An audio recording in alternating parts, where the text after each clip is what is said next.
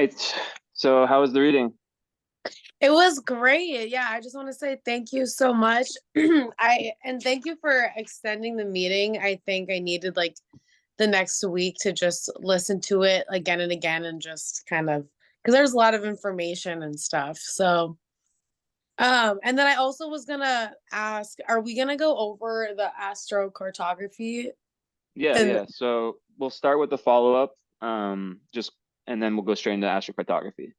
And it'll be all recorded. We'll go over like every part of the world, so you'll have it, for any location that you might need to look into in the future. And then obviously we'll like if there's any places that you really, really want to know about, we'll focus on those. But yeah, I like to give like the whole layout. But okay. yeah, let's just start with the follow-up. So yeah, I remember doing your chart. It's like very interesting. Aquarius, Scorpio moon. It's like such a creative combo or duo, I guess. But the two like I actually know people who have this, and I think it's just that sun and moon. It's so did you resonate with the part about kind of the split between like the Aquarius part that's very, and then you have the Gemini rising. So you probably are seen as way like very, very social. Like that very introverted, deep Scorpio moon part is probably surprising to people, I would imagine, like when they get to know you better, that you're so deep and so, most Yeah. Scorpio very sensitive.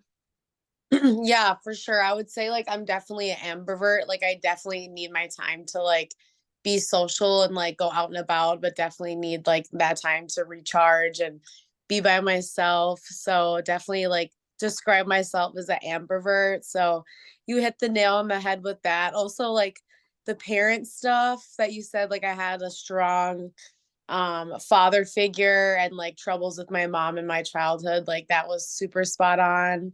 Mm. um so yeah, like I thought it was really interesting too. A lot of the past life stuff. So you said I was like very successful or like conquered like the Yeah. traditional ways of working and things like that. So I did like a past life regression with one of my really good spiritual like really good friends who's a spiritual healer of mine, and she I was like working in the fields and stuff. So that just kind Really? of brought me to that. Yeah. And like just like on my knees a lot, just kind of like maybe gardening or like for like Mm. walk long distances. So I Lots of was hard like, work with yeah, Saturn on the South Node. It's like I feel like you've learned a lot of the lessons around hard work, money, and I think with it's just very interesting to have Mars on the North Node and Saturn on the South Node. I don't think I've ever seen that because it's like Mars is the planet that rules Aries, which is your South Node. So it's kind of like really about it makes me think a lot about action and about how a lot of Aries South Node people, there's like a karmic tendency on like a relational level to be kind of way more into like the independent. And then with a Libra North node, it's like about learning how to compromise, learning how to, and then, but still, it's like really the balance between Aries and Libra, which is like, you know, still having relationships, but not having no boundaries, still being able to like keep your independence within relationships, but perhaps compromising more when it comes to them. yeah, yeah, like definitely want compromise when it comes to relationships. And when you said like how I idealize partners and stuff, I'm like, oh my God, such a read, such a read. Yeah, so I don't know. I think like definitely building into my individualized purpose and how that's really like important to me in career wise. Like that's super true. Like I'm a definitely humanitarian. Like you hit the nail on the head. Like I'm a coordinator for homeless people. So I Oh, like nice. find for homeless populations, and I'm a yoga teacher. So Yep. um definitely when you said with like the like physical spiritual practice. I think you said like taekwondo or something. I'm like, well, that'd be super fun. But Yeah, well, I do. yoga fits exactly. Like I could have easily said yoga instead. Like just something that has the movement, but also the spiritual component, you know? I guess yoga probably makes even more sense. Yeah, definitely. And I don't know, the career thing was really interesting. Like I'm in a 9 to 5 job right now that allows a lot of freedom. And so you said like freedom was like super monumental for me and like important to me. Yeah. And I hard reading before with saying like I'm gonna be like a spiritual job coach or something like that. And then you said something about like That would not um surprise me. yeah, like Because you have in the video Uranus and Jupiter on the midheaven. Like that, was your dad like a big influence on you? Like was he pretty successful like in his own right? for sure. Um, My dad yeah. monument in a lot of Yeah. different ways. Because you have like having Sun, Jupiter on the midheaven. A lot of people I see with that, they have like either it's like a dad who usually it's a dad who's very successful in the external world, or if that wasn't the case, it's like having a dad who because it's not just money, right? It's like influence, right? So it could just be like who had a massive influence and was a very very good person, very strong relation between like the father and the message received from the father, and Hmm. your overall like career, or not career, I don't, dharma, right? Like your life purpose in the external world. But yeah, so that's something. But then having Uranus on the midheaven is very interesting because it's in Aquarius. Uranus is the planet that rules Aquarius. So yeah, like you said, freedom and I think any career path, I feel like you always have to be learning about life, about the big picture.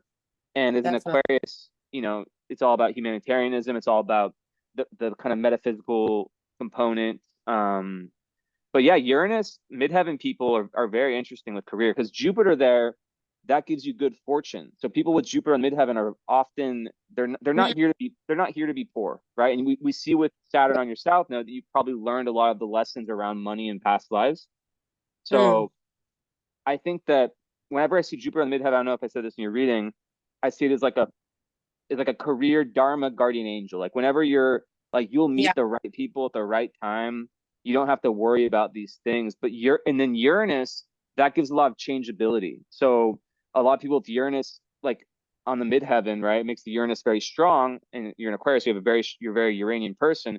So it just brings up the idea of personal freedom, of giving back to the collective, but also, yeah, it's not surprising for Uranus midheaven people to go through lots of career changes in their life, or not necessarily lots, but like to have like because they're always seeking freedom and self-expression in their career.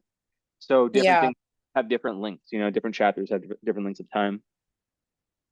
Yeah, you said something that would be good to focus on is like focusing on my individual true authentic self in my career. And I don't know, I just wanted to have a bit more clarification on that. Or like you said, how Jupiter is on my midheaven, so like trust the timing, and like the Uranus on the midheaven, so it's like self-expression. But I don't know, that's just like super vague to interpret to me in a way. Yeah. Like Well, I think on a you already said something that kind of rang like when you when you start talking about the spiritual coach idea, like that's kind of like I think the overall philosophy is that a lot of people kind of get caught in a certain career path and they just kind of stay.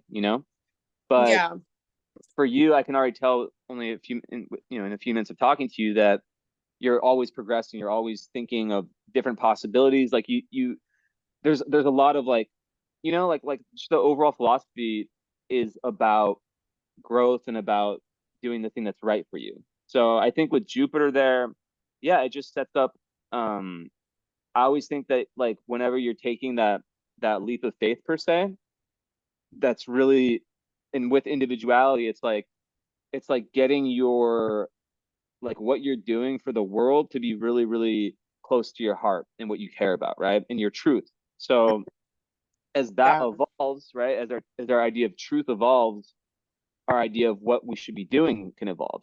So I think that's kind of what I would say is the main thing. And then just also traveling, and new experiences. Like the ninth house is all about testing things out and finding like overarching truths about the world, right? So I think you definitely, are you a big traveler? Yeah, I traveled a lot like 5, 6 years ago. And then I think with the pandemic and everything and like just life in general, I've stopped traveling for like a couple years.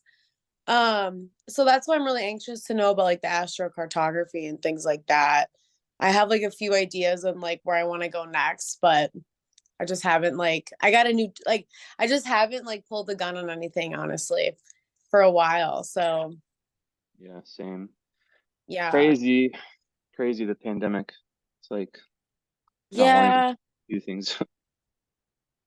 Right. And I just don't know about like vaccination status, like traveling wise. I don't even know like if like Yeah. accept me, things like that. I don't know. I feel like most places, I don't know. I'm kind of in the same boat as you. Like I've traveled a lot. I mean, I have traveled, but more just to see family because they're all over the world. But yeah, not really like fun traveling anymore as much. But I don't know. I feel like a lot of places, like actually, I don't know. But I know here, for example, you don't need to have any vaccine, but I'm not sure about Western Europe. I don't think so. I think when I was in France, I don't think I had to show anything. But yeah, definitely a big, yeah, big thing for you. And for the astrocartography, is it more like it's not for relocation? Like you're set. Where are you right now? Minnesota? I'm in Minnesota right now. And are you pretty like are you happy? Like are you potentially thinking to like relocate for I mean, what?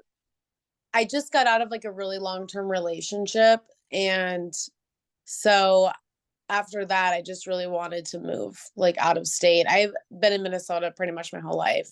So I haven't like lived anywhere. I've like traveled out of the country and stuff, but no, I haven't relocated. So Gotcha, gotcha. Yeah, we can definitely look at all of that. But yeah, so for okay, so you also have what do you think about the part about Pluto on your descendant? Because that's always very interesting. I've heard, yeah, yeah, who wants to understand my dark side? I mean, yeah, that's so funny. Like when you said with the eighth house, Mercury and Capricorn, sex, death, tarot, occult, conspiracy. Like yeah, I'm definitely like a huge conspiracy theorist. Like that's crazy.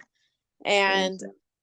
to like tarots and yeah, like definitely like my mind goes to like those kind of dark sides. And so when I was like just like dating someone recently and I just that's funny. Like just I felt like my Scorpio moon was like just coming out like super hard because I'm just like, you don't think about dying and like just Yeah, like super hard topics and he like the person I was dating at the time just like couldn't like meet me there and I'm just like it's super hard to find people that I feel like I can like go to like those depths to and so to have it like really come out in my reading was just like I mean yeah it was super affirming of course yeah. um but yeah like the Pluto and the ascendant so you can kind of expand on that a little bit more like what does the Pluto really like stand for did you say like relationships or more of like the dark So side yeah, well, so there's different components here, right? Because you said yeah, the eight you have your Venus with Neptune in the eighth house, in Capricorn. Eighth house is also related to Pluto and Scorpio. So you actually have like every there's three there's the house, there's the planet, and then your moon is ruled by Pluto, right? Scorpio is ruled by Pluto. So you have a mm, lot of this you have a lot of Uranus and a lot of Pluto, right? So if Uranus is about changeability and giving back to the collective and freedom, personal freedom, independence, Scorpio is or Pluto is about it's way more internal. It's about death, rebirth, transformation. So and yeah, like the secrets of the world. And when you have so your moon is in Scorpio, so yeah, like you said, you're always wanting to go deeper, right? So that's always something with people who have like you show a lot of air, right? So people see the air, but then they get kind of surprised by that depth. But the thing with Scorpio moons is that they're not here to just like they're here to really go through, and a lot of times with the mother relationship where they had to kind of grow up early or like learn some kind of you yeah know inconvenient truths or just see the world like the kind of darker side of the world through that relationship. mm, But overall what's interesting is that so you have your Scorpio moon, but then Pluto is right here on the descendant, which is about relationships. So to me, it would indicate that you might have your the like you might be in relationships, karmic relationships where some like their purpose, not all of them, right? But some of them where their purpose is to kind of like show you your own shadow. A lot of people Yeah. with Pluto and descendant, yeah, they can have very like, and it's almost like their relationships mimic their growth, you know? So like they will just meet partners that just mirror areas of themselves that need to grow and that need to kind of evolve. Um, Yeah, definitely. And I know that you said like that you kind of meet like two different types of, I think you either said Aquarius people or Scorpio moon people, where they've like just scratched the surface of like what they're gonna go through or like capable of, and then there's others that like been through it. And so I think I definitely just got out of like my karmic relationship that was yeah, just like super calling for like transformation and stuff. And so that made me really happy when you said, oh, I forgot where it was, but I think it was like my Juno in Aries, or let's see. yeah. Juno and Uh, Aries in the 11th house. yeah, that just like, or you said something about like how fate just super plays into like my relationships and just, um, Yeah, I mean, definitely, and like there's an element of really like because like you said with this past relationship that I guess I would assume one of the key takeaways was that you need someone that can match your depth, right? yeah, Um, yeah, yes, one of, so that's kind of like being like someone who has so much air with a Scorpio moon. It really is always going to be about balance, right? It's always going to be about finding people that can yeah like that can still give you because if you just had someone that was only super deep but not like adventurous or not not able to kind of like as an Aquarius as a Gemini rising you need to explore, you need to have freedom, right? So it really is about that balance, and I think Juno and Aries, it just speaks to like how people with Juno and Aries tend to like partners that are more that they have their own thing going on, they're not just like stuck together. um yeah, yeah, yeah. So I think, yeah, those all kind of come together. But then I would say like Venus and Neptune conjunction is very romantic. yes. I was Very, like, yeah, yeah, it's yeah. super, it's super, it's very creative. Like people who have that, I don't know if I said this in your reading, but if you think of like an artist, right? It's like Venus is like a Van Gogh. I just always think of that for some reason. Like Oh, the funny. ability, yeah, the ability to paint with the Starry Night. I've seen it. I don't know why I can't remember the name, but yeah, this famous Yeah. Starry Night one. It's like that. The painting is the Venus, right? The imagination is the Neptune, the inspiration. So to have them together in your chart, only separated by 1 degree, it's kind of like the coming together of those two. So it can make very, very creative people. Now, in relationships, as you said earlier, yeah, there can be some over idealism. So I think it's always good to just take things to always take things slow because Yeah. you know you're a very complex person, and I think that with the moon being so hidden, it doesn't like when you meet someone, you don't really meet their moon sign, right? It takes time to kind of when you get to know someone, then their moon pops out, right? So Well, I was gonna ask you, so what if someone has like the same moon and rising sign? that's really good. um is that like someone that exists, or Yeah, just that's someone that exists in my life that I'm like, okay. well, I So mean they're like that's good. I tw- mean, yeah. one thing I'll say about just like compatibility astrology in general is that there's not really any right answers. Like, yeah, there's you can get a good indication of like, okay, if this person has this, it's very tough, especially with men in today's world with Scorpio moons. I wrote like an article about this not too long ago. Scorpio and Capricorn moons in particular, it's very tough. And a lot of times females are able to do that kind of emotional, spiritual work easier than men. Yeah. And yeah, so the difference between like a high vibe Scorpio moon and a low vibe Scorpio moon, or especially the moon, but any Scorpio placements, is very high. And a lot of men, a lot of dudes that I know with Scorpio moons, it takes them a while to figure themselves out, and sometimes they kind of deflect away from their depth, and they kind of just it can be like it can be very power driven. So it's very tough. But in general, if you have the same moon as someone, or the same, if someone also has like a water moon, Pisces or Cancer, or just has water in their chart, for you, that's an indication. I think that you would feel very secure, very safe with that person if they Oh, have. they Go have ahead. like an earth. Sorry, go ahead. No, no, I was gonna say, like, if they manifested the highest, the highest or a high manifestation of Scorpio. If it's a low manifestation, then run away. Yeah, for sure, for sure, definitely. But yeah, I think with any water moon, it's not that you couldn't work with someone that doesn't have any water, but I think that after some time, people with water, it's like this, it's hard to put into words. It's just this thing that you can kind of feel with some people, that they just get you. Oh And yeah, I've been yeah, surrounding myself with Pisces lately for some reason, yeah, and it's that's really like good. water signs. Yeah. Yeah, Anyways. yeah, because like I'm a Pisces, so like I know how it is. Like, um, Oh, you know, okay.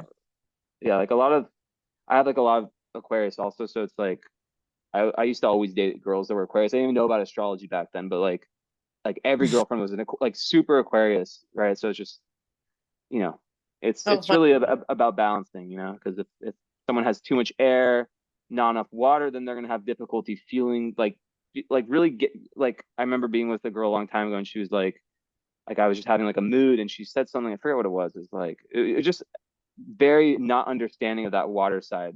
Um, Kind of like not getting why my mood just flipped out of nowhere on like I can't explain Yeah. that shit. So yeah, little Mm. things like that for water. Yeah, yeah, for sure, for sure. It's cool. Yeah, I loved how you said for my Neptune Venus, like share creative pastime with a partner. I thought that was like pretty special. Never thought about that. Yeah, no, Um, that's a great way. And just knowing that, like, it isn't it's not a square, it's not an opposition. So, with a conjunction, it is the fusing of energies that can be very positive. And the more that you explore eighth house areas of life, the more spiritual, the depths within you, the better that effect that has on your relationships, right? hmm, yeah, yeah, for sure.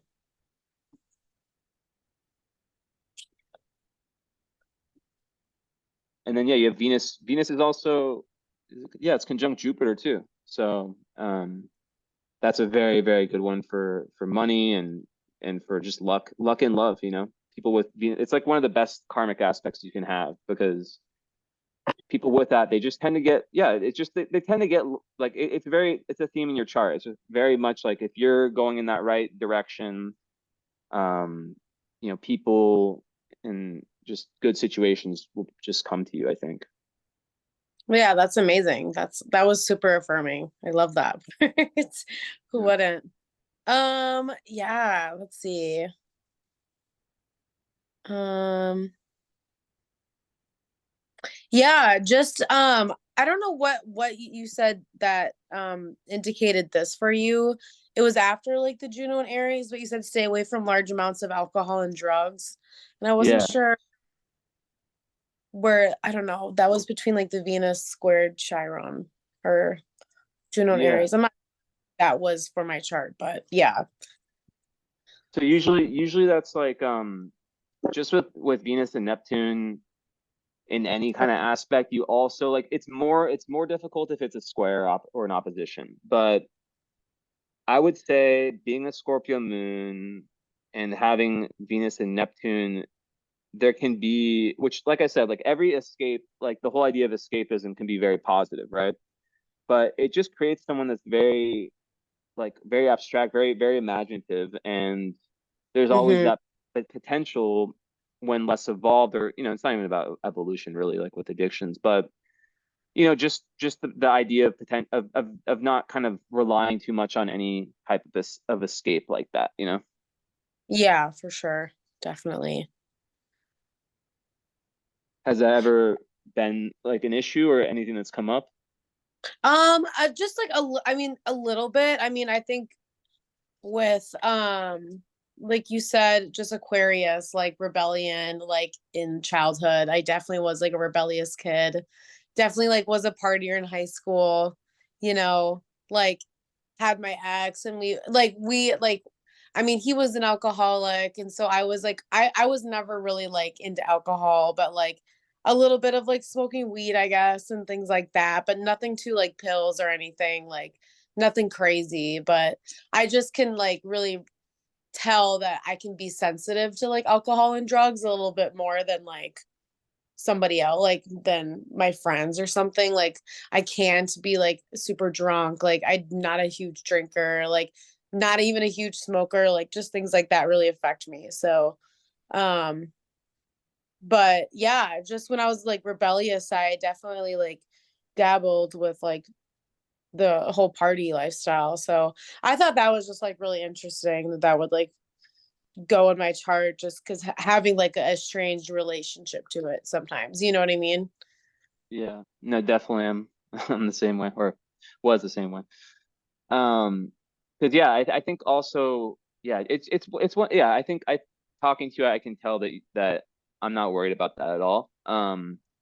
But I think like let's say I was doing your chart and you were like 15 or 16 or something, right? Like Mhm. that might be something that would be more relevant at that time. That's But true. it's just like with Scorpio moons. Sometimes they're I'm petting one right now. Oh, My oldest of five so cats. cute. I'll show you the small ones. My camera. The children. Oh, big Yeah, chillin'. yeah, they're just hanging out.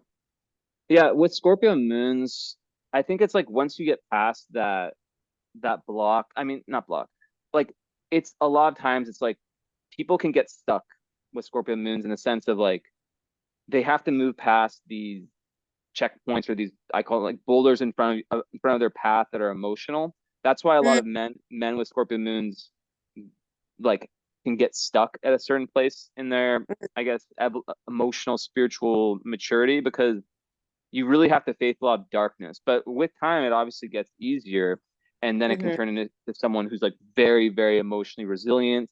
Like they say, mm, you can't ever kill a Scorpio. Like they're gonna bounce back.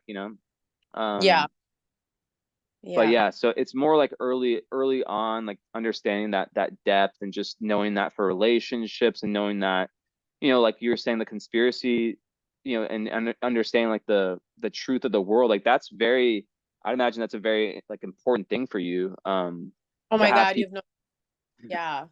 And it's just funny because like my dad is like super big influence on that. And like that's how we really communicate or like even Really, like I'm so kind of jealous. bond relationship is like he sends me and my brothers too, like he just sends us like conspiracy videos like all the like literally every day, like or I can check my email, I'll have like hundreds, like and we Jealous. just whenever we're together, like we just talk about that. That's like the main topic at dinner table and at the dinner table and things like that. So You're so yeah, lucky. You realize how lucky you are? Like no. I'm the only person in my family that has the thoughts. And my family's super cool, but like I'm the only person that like thinks about politics and how the world works in the way I do, and it's just like I have to just not say anything, or it's just crazy. Oh, like frustrating. I feel like people, yeah, I can't even be around people that like don't acknowledge that part. Or I can't even like be like on a certain level with them because I'm just like, you really just like don't care, then that just shows me a Yeah, side of you. Like you just choose to be asleep. Like, I don't know.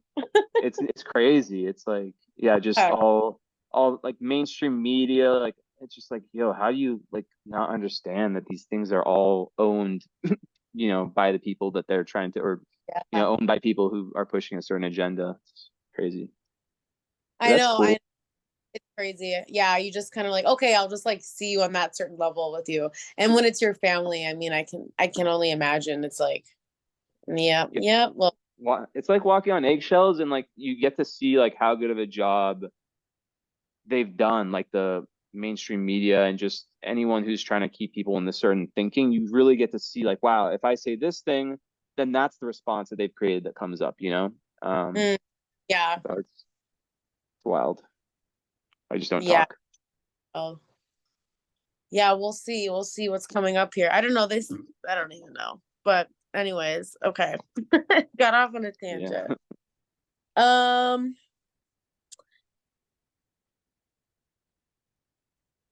let's see. Yeah. So Sun and Uranus. So I know we kind of like kind of said more of like how I'm definitely like an alien of like Plutonian, Uranus like influence. Yeah. Um, does that Rebellious mean like, yet deep. sorry, go ahead. Rebellious and airy and freedom loving yet very deep.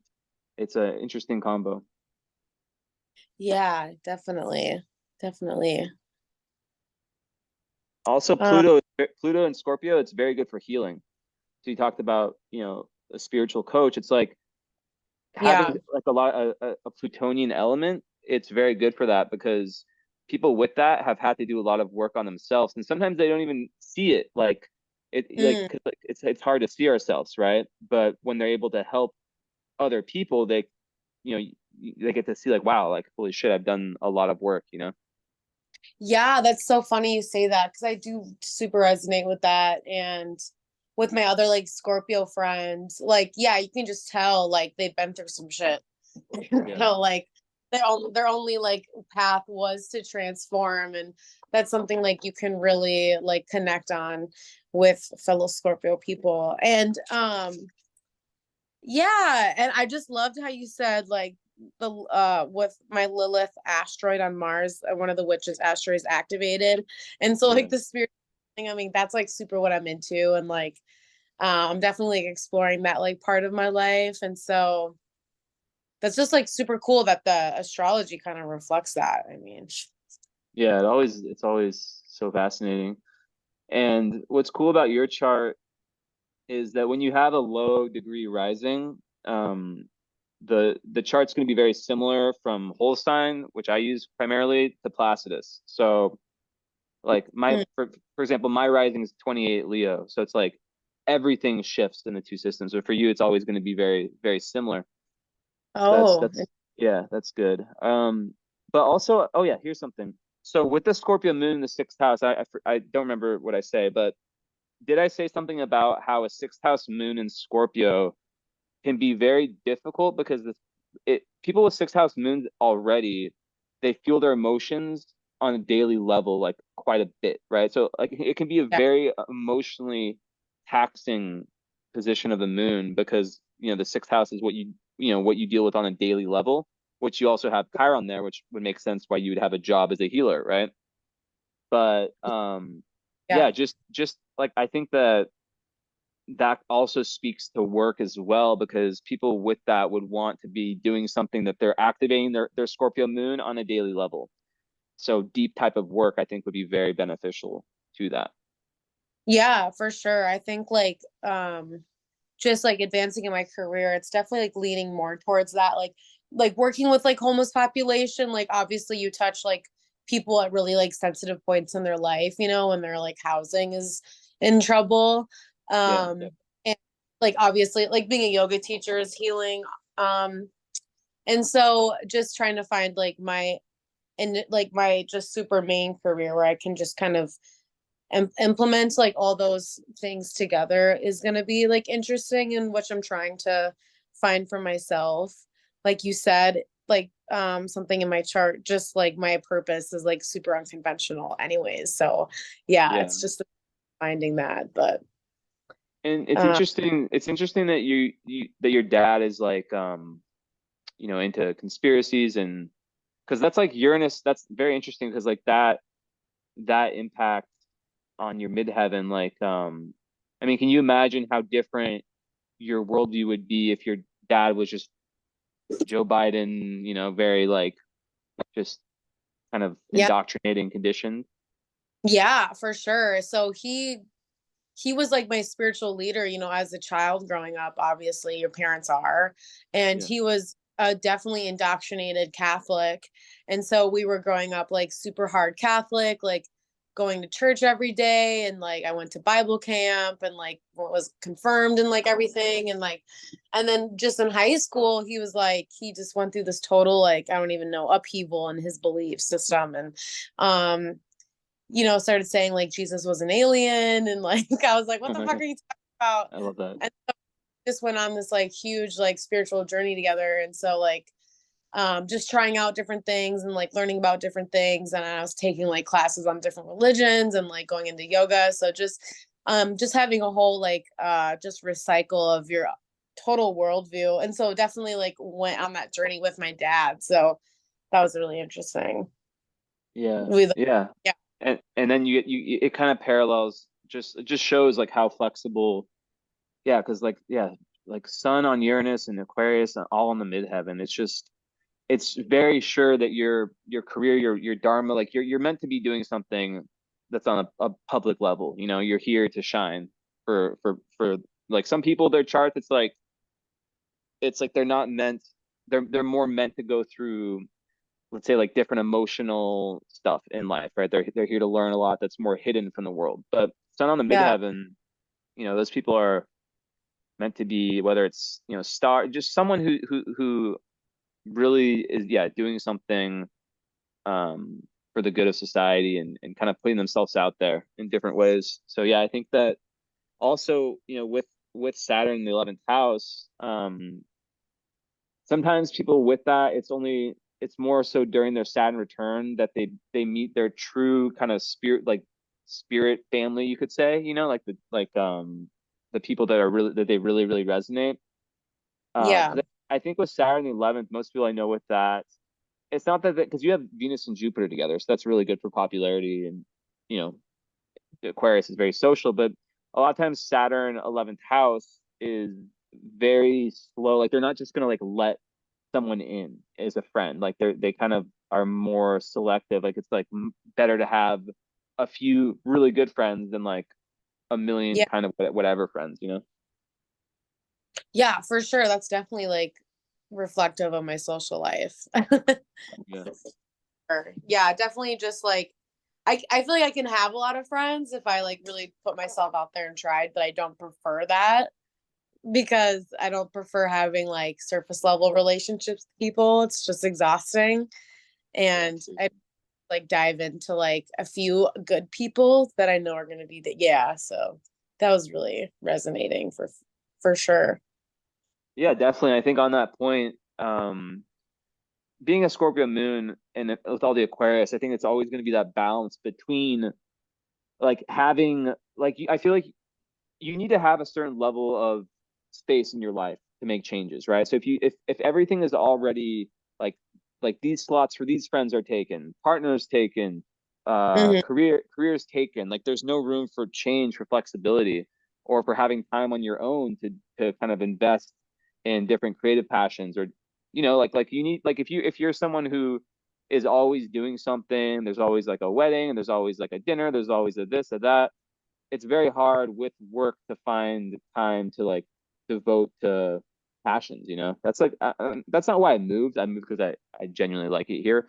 But one of the benefits is like not having my phone ringing all the time. Hey, come here for this, come there for this. Like it's pretty nice. Yeah, for sure, for sure. That makes a lot of sense. And yeah, also there's like a big creative destiny um for you. I think like with your North Node in the fifth in Libra with Mars. I think it's like, yeah, like I definitely could, like I would not be surprised if you were working with clients, because with your Pluto descendant, it's about lovers and also business partners, clients.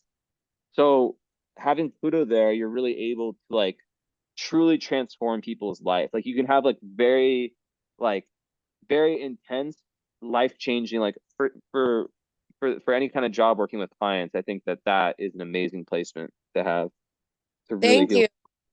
Yeah, I do resonate with that. I think I'm like trying to figure that out. I went to school like just recently post college for like herbalism, and so like taking Nice. herbal clients, just kind of being more on like the health and nutritionist side. Um, but then like how you said, I don't know, like having people find their purpose, and that also like was in my tarot card too. So I don't know. It's just like I can tell like I'm gonna take on clients in some like shape and form, but I'm just trying to kind of mold that. I'm not too sure yet. You know what I mean? Yeah, I mean, So there's no rush because even with your, your ninth house energy, you don't just find all the pieces overnight. It takes time to kind of figure yeah. out your whole truth, your whole purpose, right? But I think there's just a lot of things like, for example, Libra, yes, it's about partnership, but it's also about balancing. It's about client, it's linked to clients, right? So I think with your North Node there, yeah, I wouldn't be surprised if you were really helping people bring balance to their lives, whether it's spiritually, physically, like with the herbs. And even Mm, like a sixth house Chiron, yeah, like in Scorpio, that's like in having Lilith asteroid activated by Mars. I mean, there's so many signs there that are so potent for you as a healer. And then even like the eighth house energy, Neptune, eighth house people, they have like and sometimes they're not aware of this. It's like they're very connected to the whole universe and to all the magic in the world and the universe. Those gates are open to them. That are closed for most people, like you said in your relationship, your last relationship, how it seemed like the gates to the unknown, to everything, it's very open. You're very fascinated by it, but then you got to see how someone else just couldn't go to those places, right? Or didn't want to. yeah. Yeah. What did you say was kind of results of that in my chart? I I would say missed that. Neptune and Venus in the eighth house, and even Mercury in the eighth house. It really wants like the Mercury will make you want to dive like with the things you learn into those more like conspiracy theories are a great example of the eighth house. It's beneath the surface, anything spiritual. And then Yeah. Venus in eighth house is an amazing placement. I always say it's like in the realms of the occult and the unknown with that are very dark, right? I think of it like a dark basement of the world, right? Yeah. You have like a lantern with Venus there. So it's like things just kind of light up and with Neptune too, right? It's one of the best places you can have Neptune. Yeah. So yeah, it's very yeah, just it's very, very good for just kind of having like that understanding of, okay, this thing I'm learning right now, this is bullshit. Just that innate knowing of being able to watch the news, being able to look at something in the world and just know like there's something more that I want to discover here. I'm not taking things at face value. Mm-hmm. Yeah, definitely. Yeah. Yeah, and then the next part we had was like the Black Lilith and Leo. Yeah, So what do you that's think of that? is that like the part where it's like lowest vibration? So It's uh, like so it's not an actual planet, right? So it's like a potential. So it's not okay. necessarily showing up, but I always think of it as us at our lowest. Like, for example, I have mine in Scorpio. I don't exhibit that stuff, but me at my worst, I can just, like more back in the past and not manipulate it at all. But just, it's like being able to use the kind of the lower qualities of that sign to Yeah. achieve something that's more based on the ego and fear than love, I guess, in the grand scheme. Mm, But sure. what, Yeah. So interesting. You mentioned how like thinks love has to be earned. And then I don't even, so then you think like it was reflected in childhood and could be like in reflected back in relationships. I don't know. Can you kind of like maybe put your twist on what you mentioned with that? Because I just wanted a little bit more in depth on how that kind of came to be, I guess, in my yeah, chart. well, I think a lot of things in your chart point to, like I was saying earlier, to relationships really, really showing you your own kind of being like a guide, a mirror for what you need to work on in yourself. And I think with do you have siblings? I think you Yeah, said you did. I have two Is it? brothers. Or I guess your black moon would be in the fourth house in Placidus.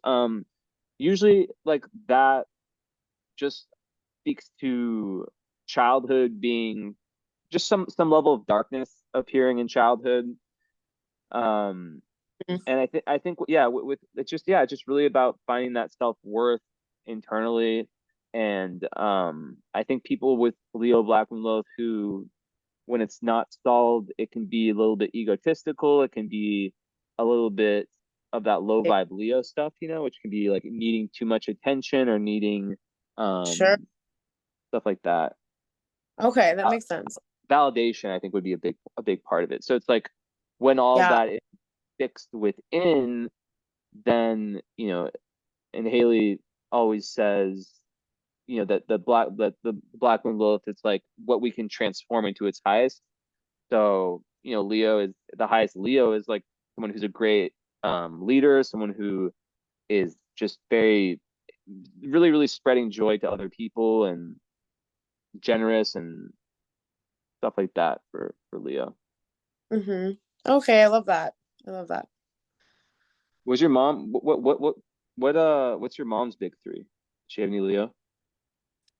My mom is an Aries, Aries. um, which is interesting because I thought my north node was Virgo and my south node was Pisces, but you said my north node is Libra and my south node is Aries. Yeah, 1 degree. So just barely. Oh, okay.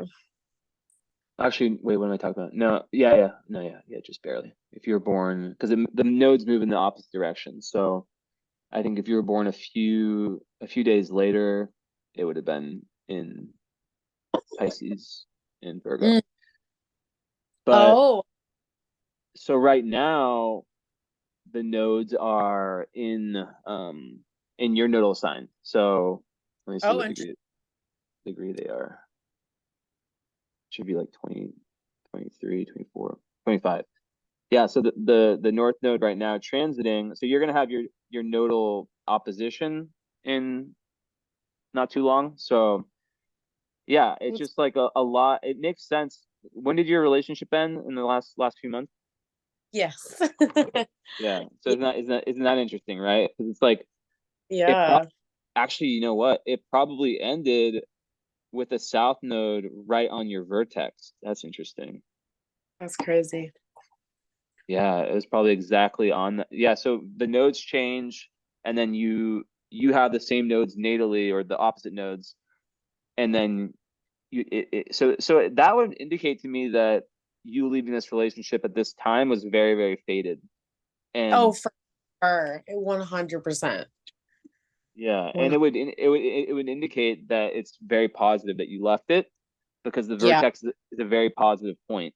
And when it gets activated, it it really brings us to it's like the doorway to higher awareness is a way to think about the vertex. So that's like astrology showing that you leaving this relationship was very fated, and the lesson or lessons you learned were going to bring you to the highest potential for yourself.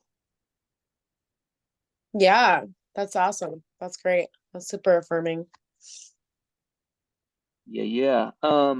Okay, let's see. So okay, this is so Vesta. I think this also speaks to like just how devoted, like people with Vesta, Sun, and Aquarius. It's like so much devotion to your work, so much devotion to your Hmm. purpose, and just really, really honoring humanitarianism and just helping people and wanting to be like an example for other people of how to live and how to give back, you know?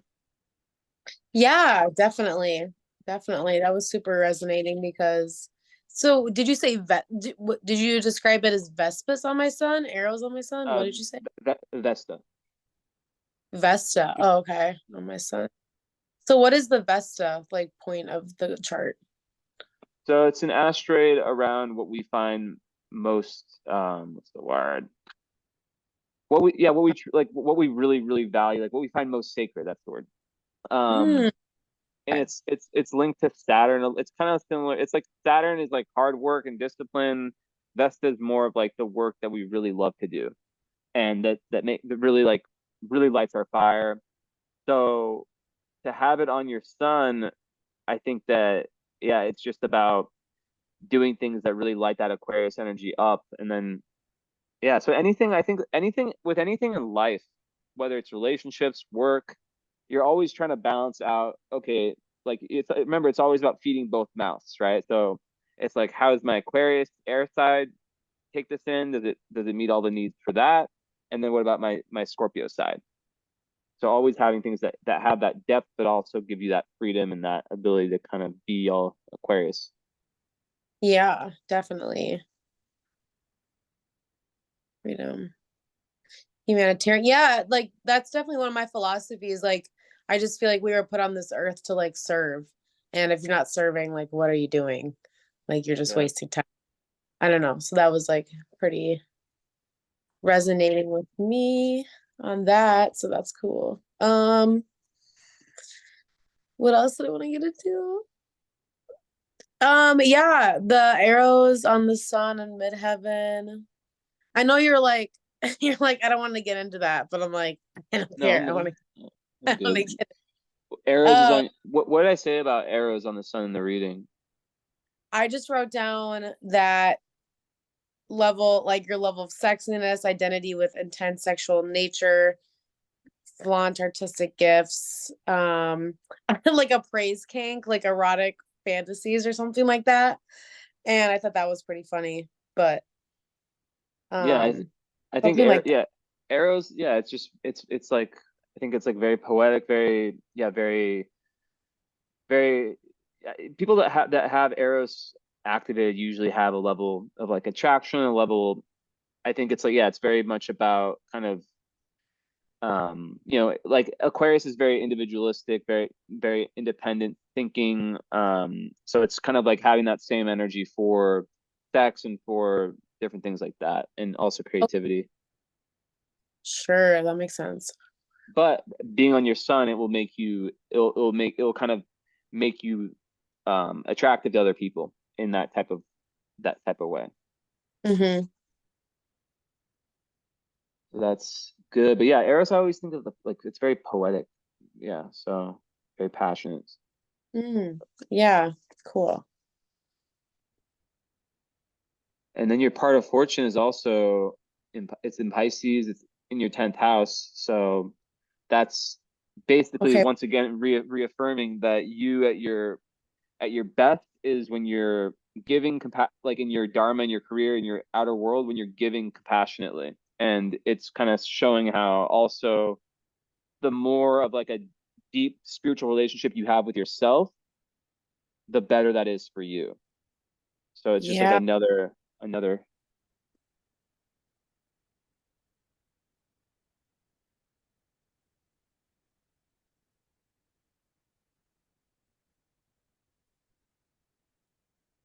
And yeah, I think it's interesting that you're getting the astrocartography because ninth house is so full for you. So there's definitely a lot of places in the world that um could be Cool. good Yeah. for you to go. Yeah, definitely. So is ninth house more like what does that kind of describe? Like more traveling or just what part of that and like how do you describe ninth house? Yeah, so I always say ninth house, it's like so if your 10th house is your dharma, it's what you're doing, right? The ninth house is your truth, right? So if I believe or if you believe that if one believes that the getting as much money as possible, that's their highest truth. Maybe they're atheist or maybe they just don't have any meaning besides like money, money, money. That's their ninth house belief. That's then going to reflect into their 10th house dharma, right? Then they're gonna if that's what they believe, then they're gonna go and just figure out how to make as much money as possible, fuck people over, whatever. Okay. It if your ninth house is always changing, like if you're really thinking about the metaphysical value, if your ninth house becomes my belief is the metaphysical value of what I do is more important than maximizing profits, then Yeah.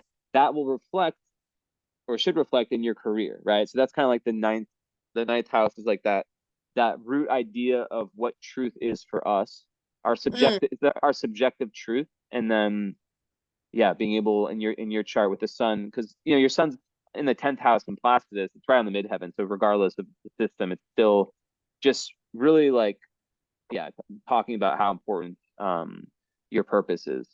So yeah, Hmm. and ninth house Jupiter is the best place you can have your Jupiter. So you're just a very good teacher, you're a very good learner, um, always trying to raise your awareness of the totality of everything. And Uranus is it's a fun placement there because people with, you said you were rebellious early on. Ninth house, yeah, it's right on the, midheaven, so it's still in ninth house. Ninth house Uranus people, if they have like a religion pushed on them early, Yeah. they really always rebel. Like you cannot, and that's also very Aquarius. Like you cannot push something on them. Like they're not down for that. Yeah, yeah. And that's what happened. Definitely had religion pushed on at an early age. So Yeah, and then also there's just a level of like, yeah, just like wanting things to be kind of fun and interesting and like always kind of like very, yeah, like unconventional uh ways of learning things, unconventional teachers, unconventional teachings, but then that takes you to like a very interesting place with what you learn, right? yeah, for sure. And then your eighth house Mercury goes into that too. So yeah, just it's very cool. It's very, very cool. And then I want to say also with Mars in Libra, right? One thing I want to ask you about is a lot of people with Mars in Libra, the big it's a difficult Mars placement because it can create a lot of it can be difficult. Like there can be potential for people pleasing. There can be potential for just a lot of difficulty with like making decisions and not wanting to, you know, like trying to like balance everyone and keep everyone happy. Is that something that you ever struggled with, or? Oh yeah, for sure. I think definitely like people pleasing was some of like the trauma, like the childhood trauma. And then I'm always definitely like dealing with indecisiveness and making decisions and sticking to them and following through with like the Gemini rising and things like that is what I struggle with. Yeah. Yeah. And a lot of things.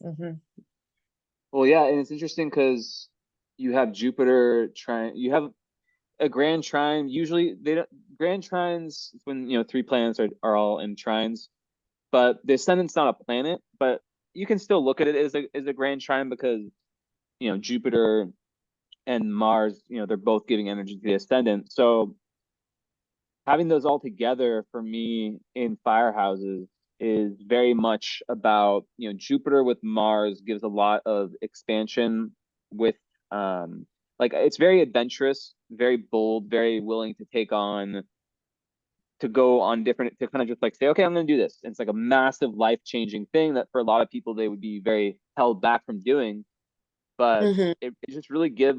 And I think with Gemini rising too, there's that changeability. So it's just yeah, it's very, very good to kind of have a fun life, but always to have that balance between, you know, like sometimes Gemini risings they do too much. Yeah.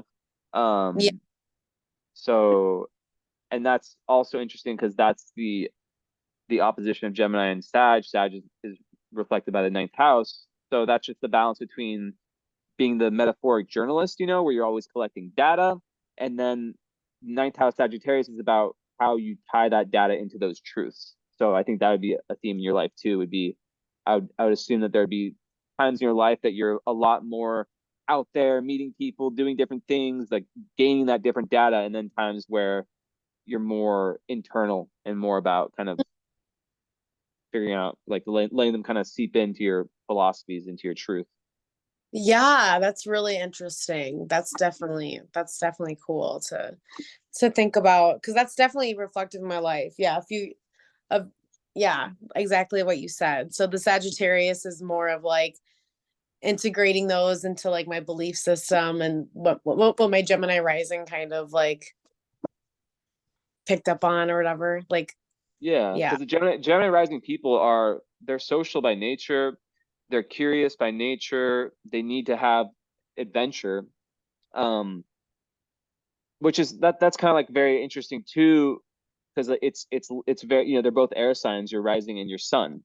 So it's just it always goes back to like with Scorpio moons, they need alone time. They will like, and that's like, I think that I remember saying that at the start of your reading, like how it could be very difficult for people to read that in you until they really get to know you. Because when you show air as you're rising, it's like you're an egg, right? Your rising is a shell, your sun is Mm, the white, and your moon is the yolk. So people don't see that the yolk and the shell and the white are air, right? So it's very social, very, kind of like external energy, but then there's that need, and that goes back to that Mars in Virgo or in Libra too, is about boundaries, right? It's about creating solid boundaries, because a Scorpio moon is not going to be able to grow and to feel secure with the changeability of their moods, and just kind of with the depth of their nature, if they're mm, always with someone. And that's also Aquarius. They both agree Aquarius is very much about space also. So I think yeah. that's one area they agree for sure. Mm, yeah, definitely. That makes sense.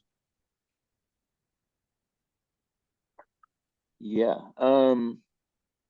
Yeah, I think that's you didn't really have that many hard aspects. Just sun square moon, which, yeah, we talked about that, like just always understanding that karmically you're here to blaze your own path, right? Because sun square moon, the message from dad, the message from mom, very different. And Yeah. yeah, and I have the same thing, by the way. I'm a Pisces Sag, so it's like I have the same square as you, but your square is exact. You have 11 degrees, both of them. So I always think like understanding, yeah, it goes back to like giving both of those sides what they need. But yeah, a lot of times the parents yeah, most times I see that square. The parents are either divorced or are in a situation where they're not divorced, but they just see life very, very differently, and they put through the kind of a contradicting message to their kids. So it's like really about Yeah. being able to figure out what works for you. Right. But yeah, So another thing I wanted to ask about was you said something about Quora and the ascendant. Court. core. Which one? You know what I'm talking about? Quora on the ascendant. You said the universe is playing matchmaker. Cora? Wait, what? Am I? Probably the core thing like that. As a core, Quora. This one is the ascendant. Ascendant. I don't see.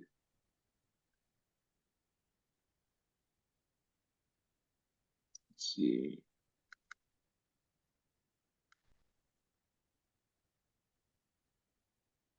Oh, Quar. Yeah. What did I say about that? Those are like, yeah. So these are like asteroids. But I think, yeah. So you have it on the descendant. Uh, this one.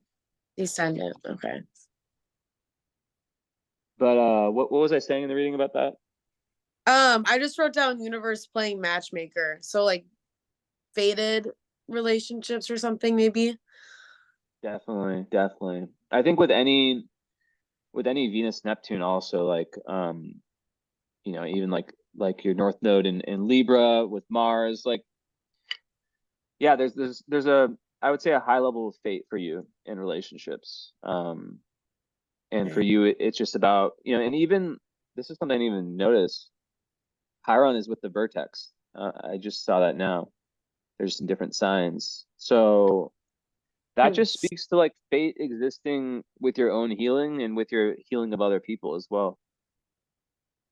Healing And other yeah, person? healing yourself, and also like you as like a healer. So Chiron vertex, like, I just would be not surprised at all if your your life becomes a lot about healing other people, which it seems like it is. Yeah.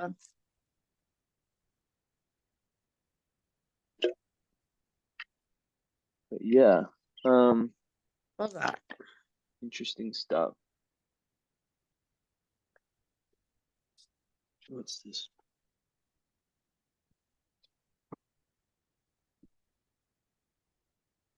Yeah.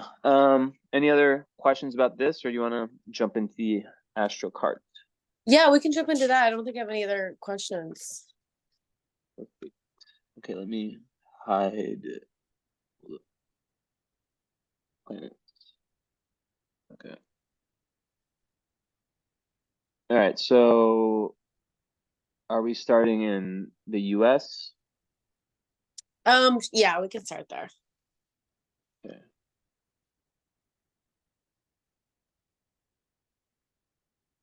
I need to do this.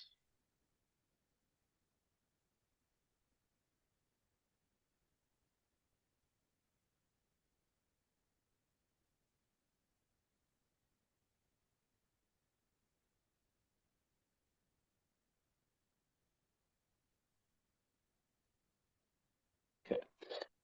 Wow. So this line is amazing. This is the Which fame line. So sun midheaven, some people say it's the best line in astrocartography. It's definitely the best for success. So just kind of like a little rundown. So every line represents a different planet, and there's four different types of lines, right? So there's midheaven lines. They're all reflective. There's one that's a midheaven line. There's one that's an IC line, right? The IC is the most bottom part of the chart. Midheaven's the highest part of the chart. There's okay. ascendant lines and descendant lines. So it's there's four lines for each planet all over the world. And those are just energetic centers. So for example, the sun midheaven relates to the public, right? It relates to your career, to your dharma. Mm, And um so to have the sun, any sun line is you're very, very much in your purpose and you're very able to create lots of success. And because it's the sun, it hits every area of life, right? So it's like um it's like people who live on sun lines, sometimes they like, if you think of the moon as your feminine, the sun is your masculine, sometimes they can be a lot more in their masculine, a lot more about the in their action and their purpose. That's the okay. only thing I wouldn't even say to watch out for, just to know about on this line.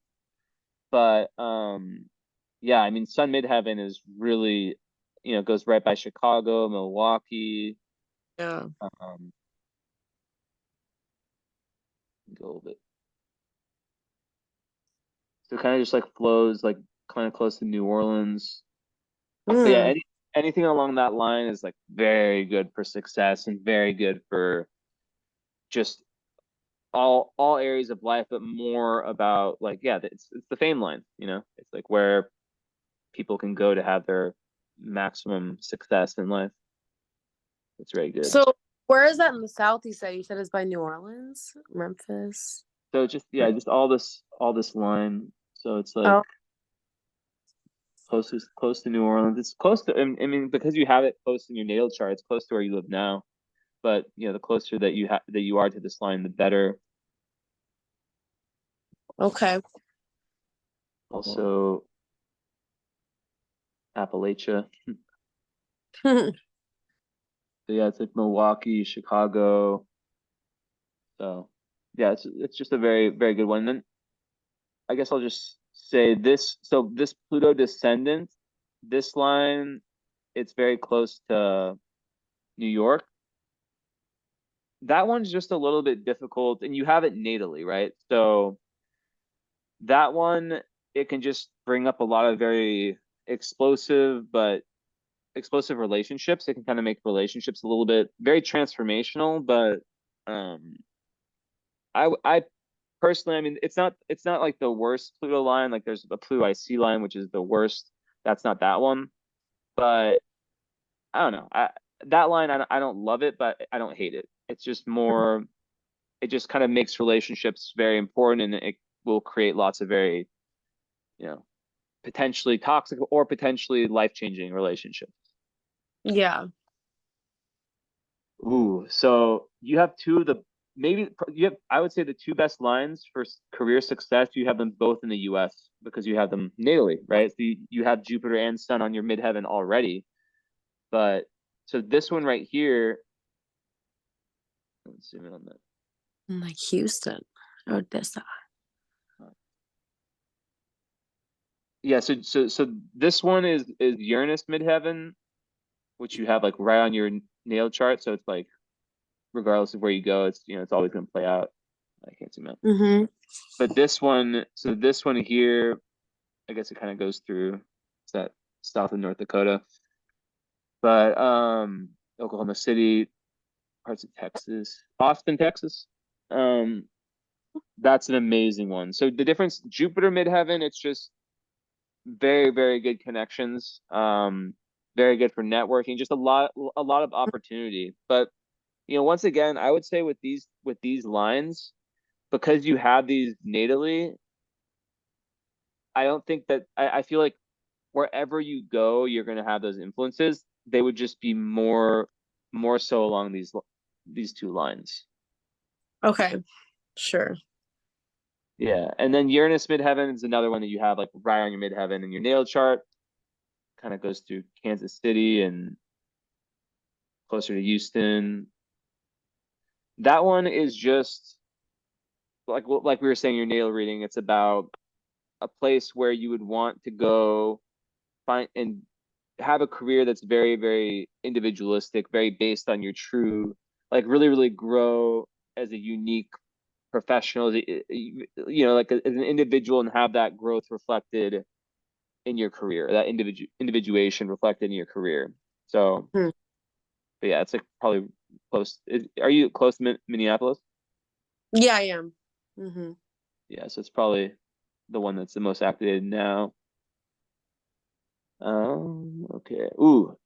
Oh, why did that? Let's see. Okay, so then in your natal chart you have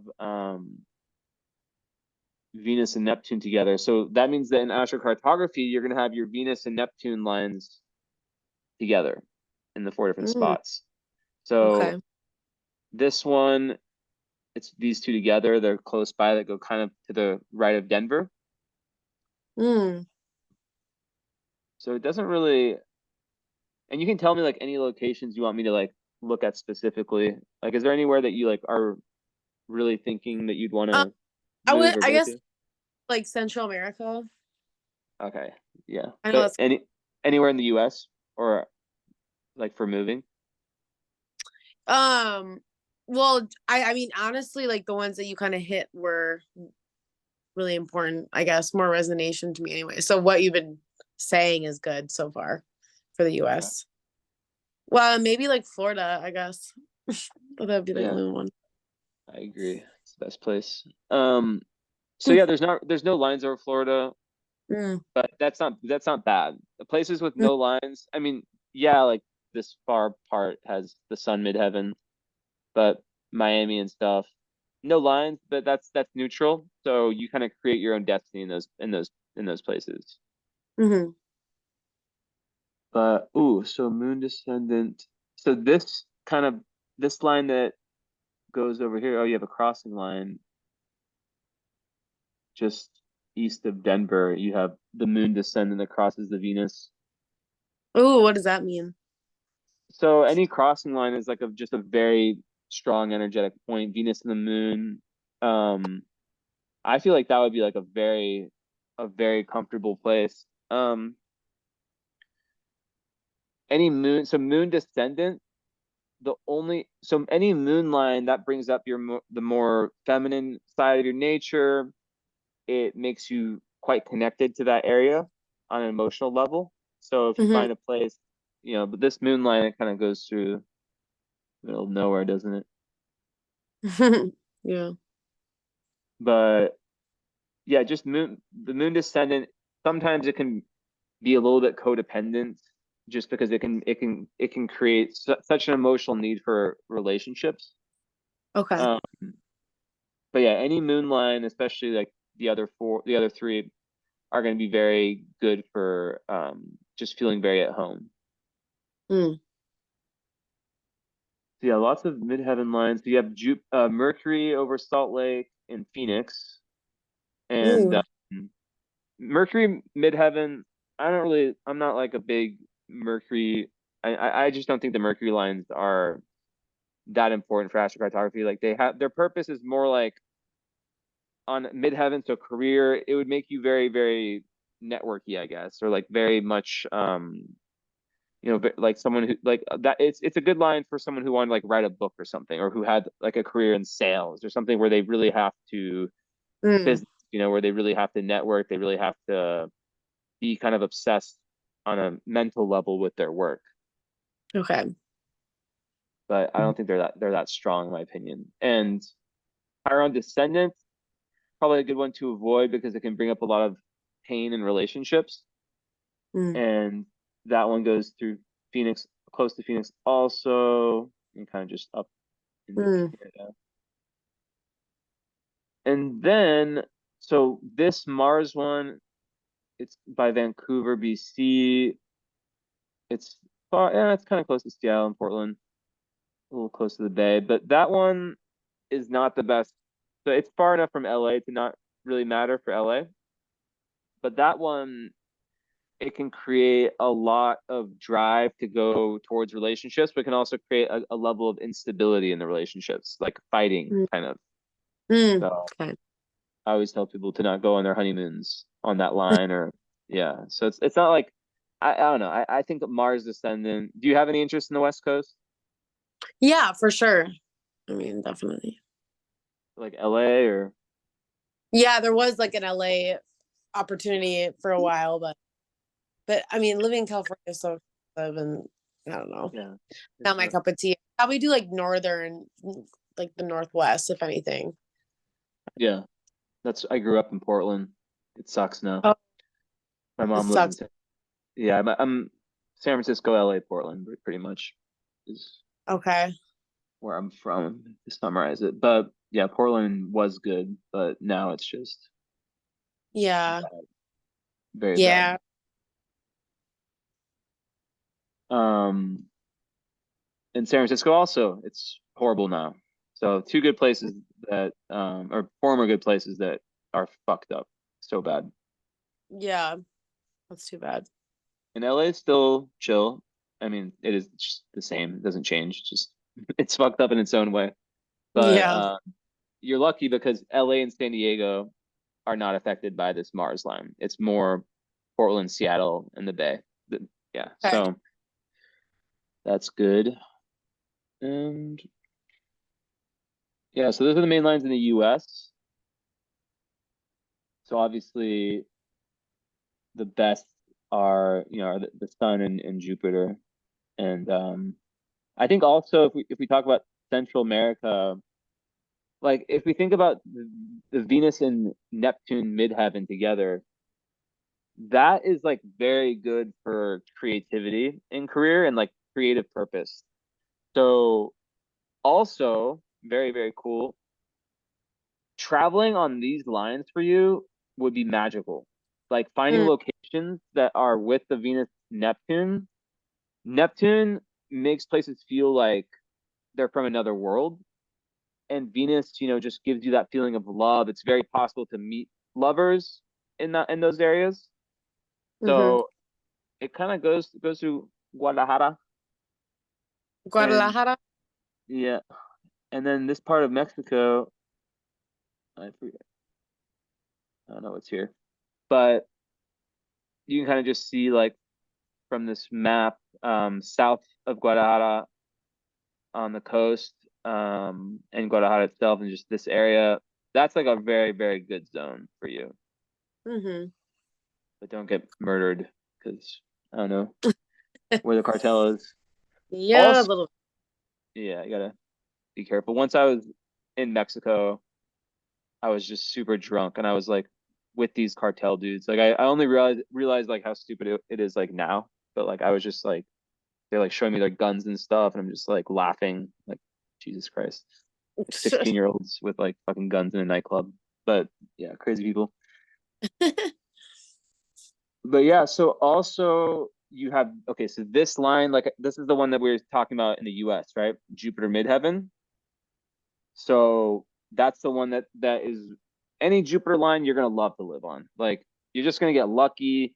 The like with midheaven, like I said, it's very very good for career expansion. But just a Jupiter line in general, it's just like you're gonna enjoy your time on that line, and um, it's just good. You know, it's very expansive, optimistic feeling. and that one is going. It goes through through this part of Mexico. So what's that? Tampico, and then kind of like over here on this side of Acapulco. I don't know. It doesn't show any cities. Cool. Yeah, lots of good Mexican options. Oh, wow. Look at how lucky. You're so lucky. So your sun midheaven, right? The fame line. You spoke about Central America. Was it Costa Rica that you want to go to? Yeah, Have you been? So nice. not yet. No. It's crazy. I went once with my family. It's like definitely the That's most awesome. beautiful place I've gone. Wow, cool. Um, yeah, so your sun midheaven, the fame line, it goes through Belize. So that one hits this far, whatever they like part of Mexico. I think Tulum is like there, I'm pretty sure. Um, so on that line, you're just gonna feel powerful. You're just gonna enjoy life. You're gonna be like a bright sun. Like that's just like you're gonna feel very, very full of life, vitality. It's good for the physical body as well.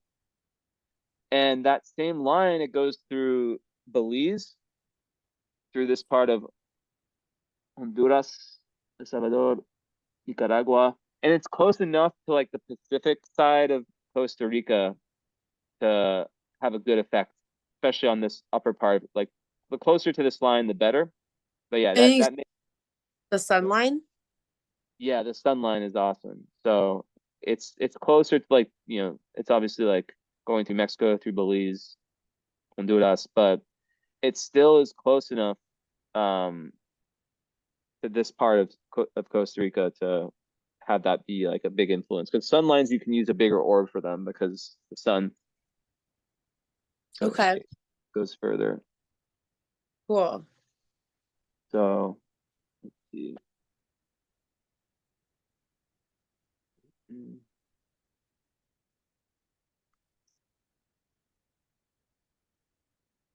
and then yeah, so that Pluto descendant, the one that goes over New York, that's not good for relationships. That goes through Dominican Republic and Okay.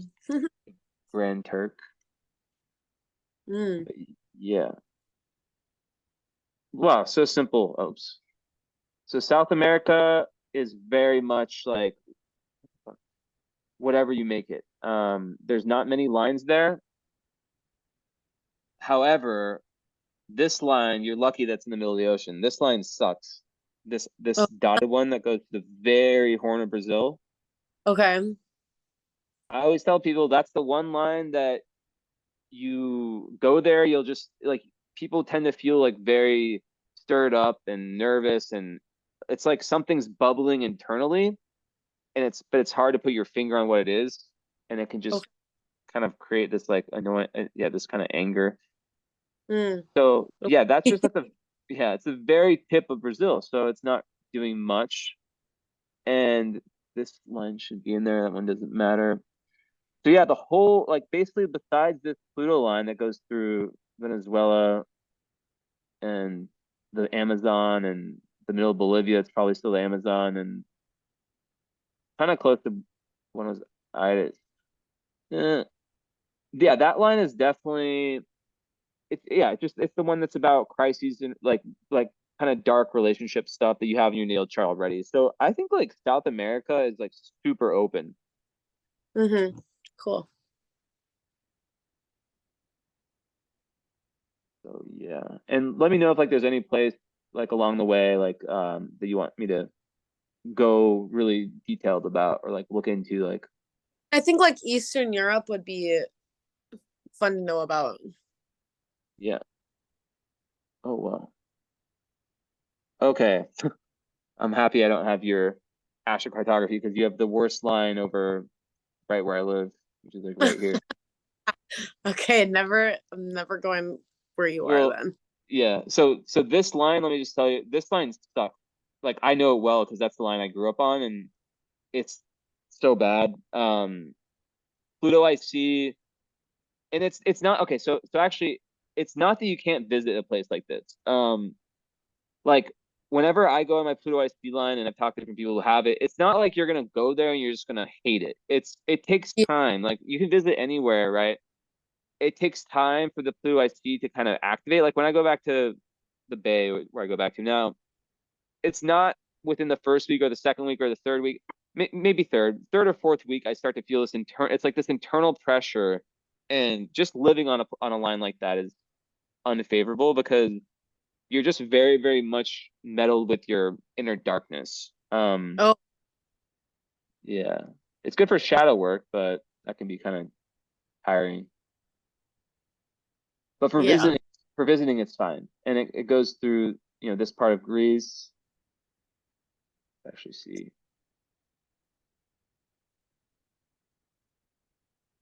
So yeah, it does go through different parts of Greece, Bulgaria, Ukraine.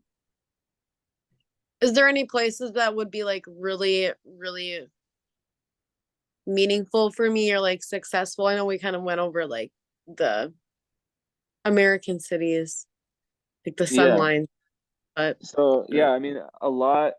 So Europe is interesting. It's very open. So I think that's good. Like I would want to go to a place that, obviously lines are, you prefer to have lines, but no lines. It's just more of how you mix with the culture, how you mix with it's a lot more destinies in your hands type energy. uh-huh. But yeah, there's not many lines over Europe, but this is the moon I see. I feel like this line is just very grounding. Some people talk about how it can make the emotions very changeable, but I just feel like the moon, the I see is the position of it's like what's linked to the moon. So I feel in these areas there's a lot of you feel very linked to that place, like you feel like you belong, and it goes through, but it's more passive. It's less success oriented. It goes through like parts of the UK. I don't know what cities here, but Okay. Hmm. France, Brittany. But yeah, really good stuff. Let's see.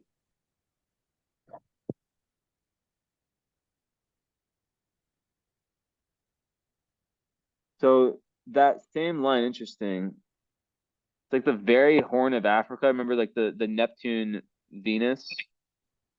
There's like yeah, really really good energy for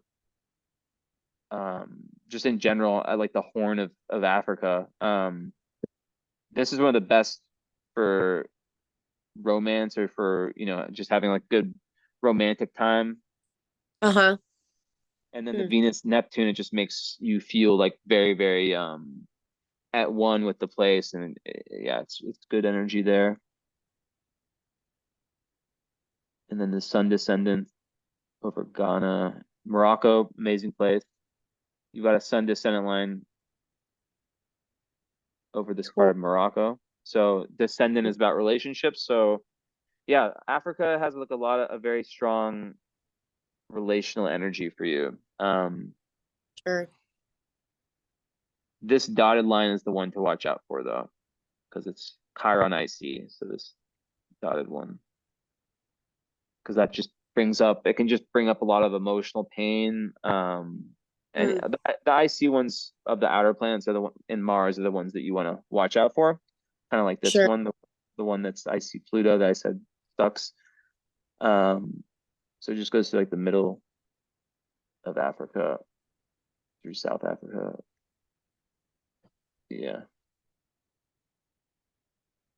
But for the most part, it's pretty open. Um,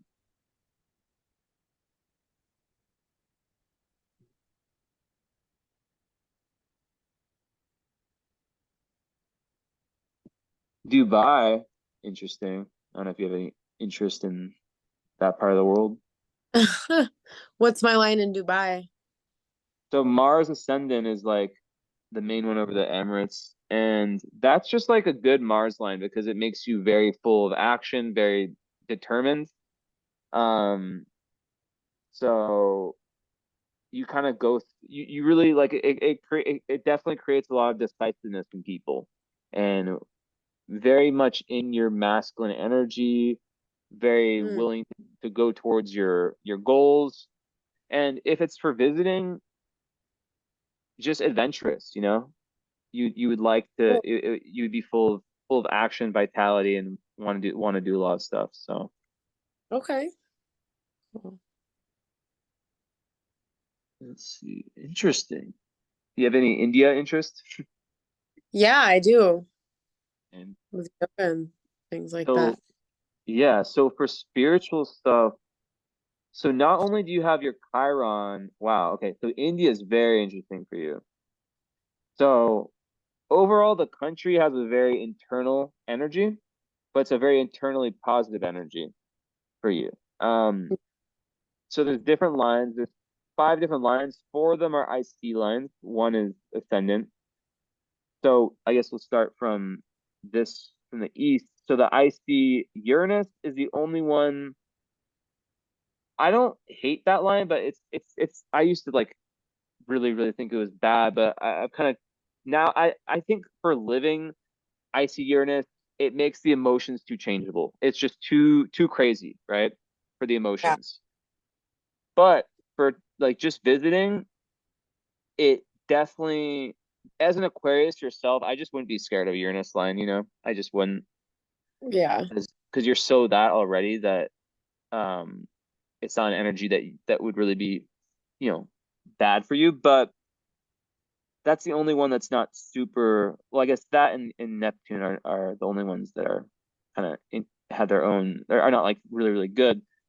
This one though, I see Jupiter. That is one of my favorite lines because it gives this like internal sense of knowing and optimism and feeling right.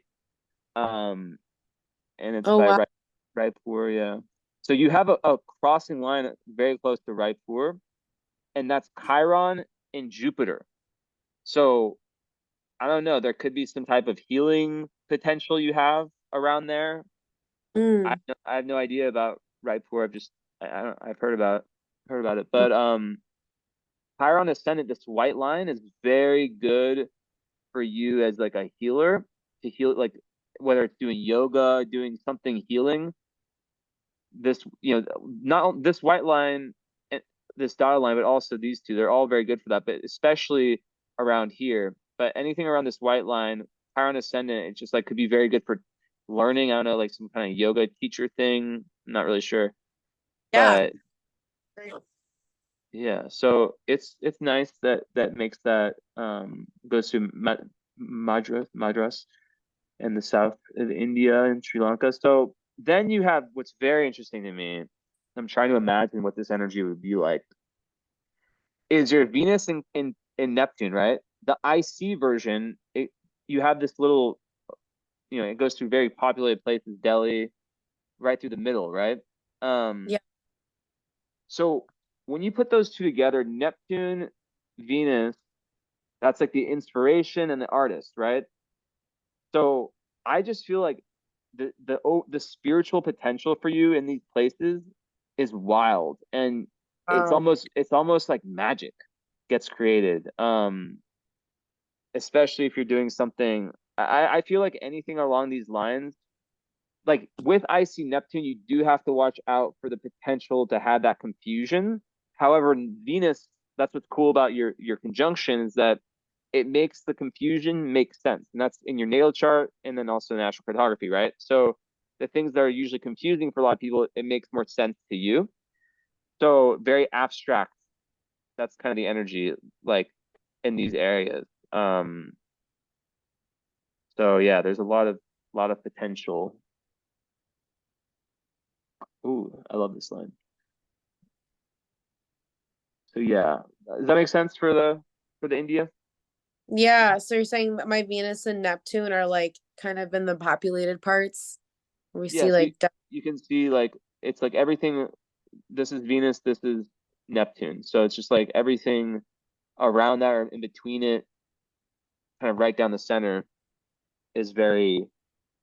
Yeah, I think that the combination is just very inspirational, and I think for visiting, doing any kind of spiritual work or just visiting to visit, you're gonna feel very like I've been to a Neptune line once in Japan, even though I was only there for one day, but I still got to feel the energy, and it was just like crazy. It's just like it's like another planet, even though that's kind of like how Japan is. But a lot of people experience that with Neptune lines. It's like they feel like, especially if it's like a beautiful place, you feel like Yeah, this sense of like, holy shit, like, am I even on Earth? cool. Very cool. So yeah, and then yeah, so there's lots like India. Yeah, you might have some type of purpose there. I wouldn't be surprised. I wouldn't be surprised. And yeah, this line I don't care about. It's like such a, I don't even want to mention it. Mercury I see. It's like over Pakistan and Kazakhstan and Afghanistan. It's like it's like what would that line? That line would make someone more internally communicative or communicative, like wanting to know about the culture. It's not even worth wasting the time. Okay. Yeah. So let's see. This line I love because I live on it. Moon ascendant. Okay. Um, so oh my God. Those are Mongolia. It's a great place to live. Hmm. No, I'm joking. I think there's like only 1 million people there, and they're all in the capital. But Mhm. yeah, but okay. So Burma. This is still. Wait, is this still in India? I think it is because there's like a small opening. So yeah, I didn't know this. Maybe this map is outdated, but over Bangladesh, this white line is really, really good. You feel very, very at home, very able to express your kind of your moon sign, your Scorpio moon in these Cool. areas. So it's also very healing. Why is it not giving me a better view?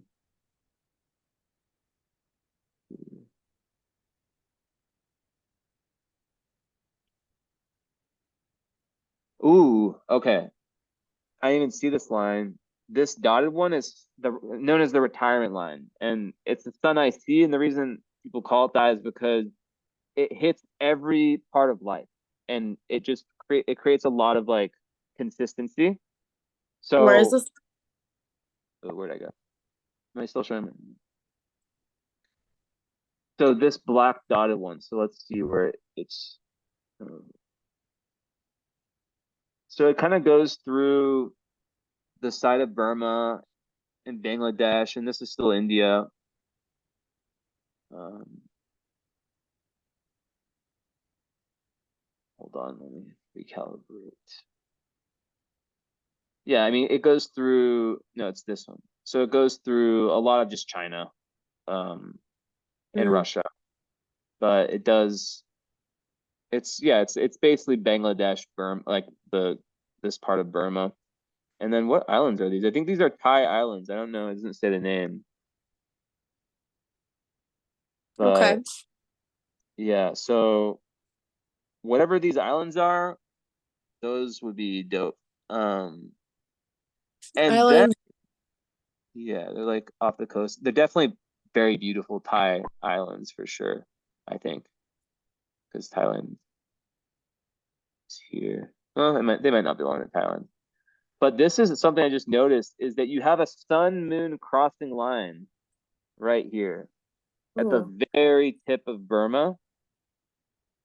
You have a sun moon crossing. So that I don't know. I kind of want to see on a map like what's there.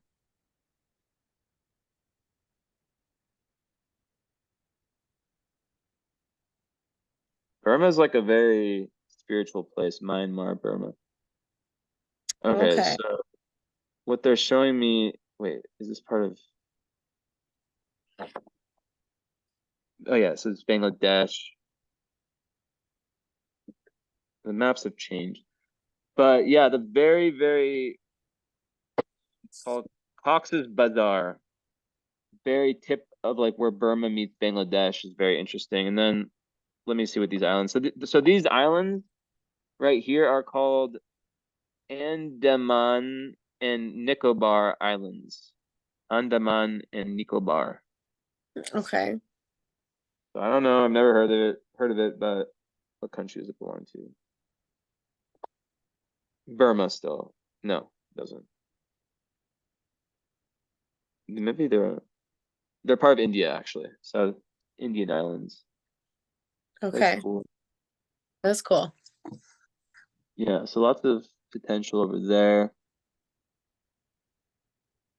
Let's take a check. Do you have Japan interest? A little bit, I guess, for traveling, for Yeah, sure.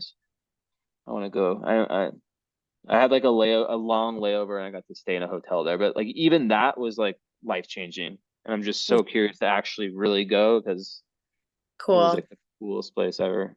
Just everything felt so different. Yeah. So okay. So this line sucked, this dotted one. Okay. However, um this one is good. So as long as you can kind of for traveling, don't worry about it, right? But if you ever like wanted to move to Japan, I would say to just not live too close to this dotted line. Mm-hmm. Tokyo is kind of close to it, but that doesn't mean you'd have a bad time in Tokyo.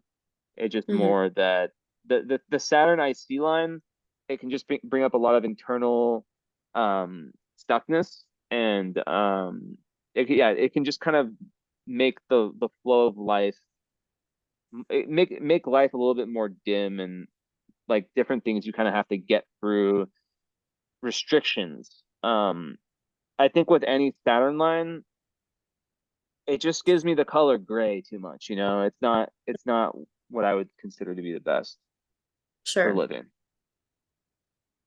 Um so this goes over lots of China, Pluto ascendant. That's an interesting one. It definitely gives a lot of determination for traveling. I think a Pluto ascendant isn't gonna, isn't gonna have like a big role. But for living, a Pluto ascendant, you feel very, very powerful and very tied to your purpose. So it's like you have this like kind of ability to tap into an extra reserve. But I don't know if you have any China interest. I definitely don't. Yeah, not really. Yeah. But would be cool to visit. Yeah. Hopefully they don't track my conversations about China. Yeah, there you go. So, okay, so we talked about that.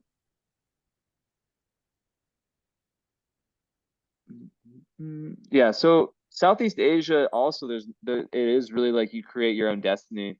You only have this Pluto ascendant, the same one over China, through Indonesia, parts of this Borneo part of Indonesia, kind of close to Bali, but yeah, so it's that line.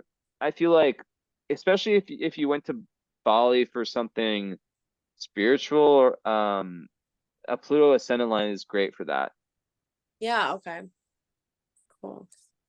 But for the most part, Southeast Asia is pretty open, which is interesting because a lot of like these very populated parts of the world are quite open for you, and you have Hmm. like little areas where there's just a bunch of astrocartography. Which like look at Europe. I've never like Europe. I usually see tons of lines, but Yeah. I I think the positive takeaway about that is that like all of Western Europe for the most part, right? It's like you really create your own destiny. Like you are, it is what you make it. You're not gonna have like any fucked up lines that are gonna just, completely color that experience. Besides the Right. one over Eastern Europe, the Pluto IC one, that one sucks. Okay, so Australia. Ooh, wow. So Sydney, so everyone in Australia lives from here to here, and you have your Venus. Do you see the Venus and Neptune ascendant, how close they are to Sydney, Venus ascendant, that Oh. is amazing. Like, honestly, Sydney would be like a place that would have that magical feeling, but you would also not be too caught up in the magic and the dream. You'd still be able to kind of do your thing, and also love, like romantic love. Like that's one of the best lines for that. Venus ascendant lines, when you go to them, you literally feel more attractive and you are more attractive, like energetically. So Hmm. Okay. yeah, a lot of people find love on Venus lines. It's not even, Mm, yeah, very interesting.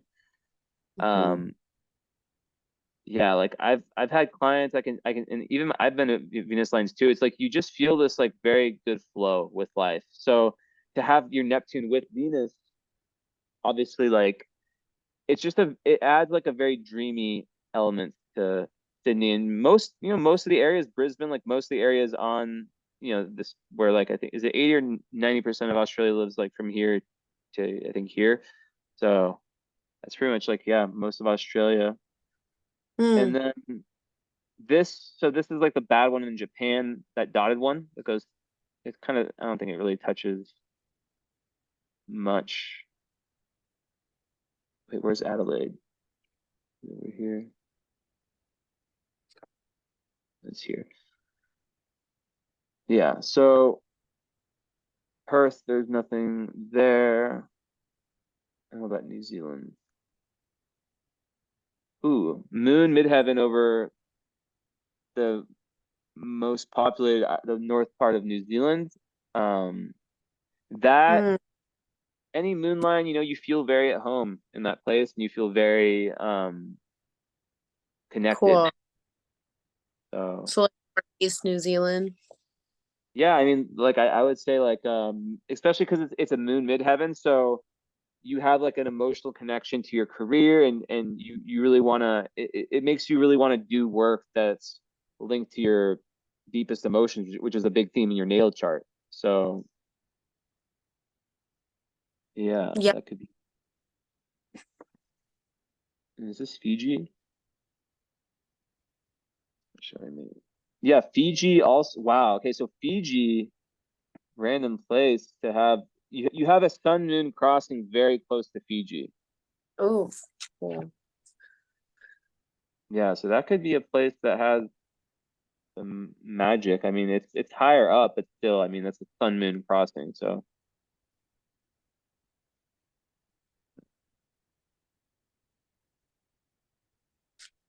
oh wow, Hawaii. That's interesting. Ooh. Wow. So Pluto MC. That's like life, just career, like just like a line. If I wanted to like, let's say, create something or do something career wise that required a lot of determination, like a big project or something, that would probably be one of the lines I would look at if I was like, doing everything according to astrocartography, because it just gives a ton of determination towards your life purpose in these areas. So just the ability to have like a crazy amount of effort and think really, really big. So I that's went like Maui.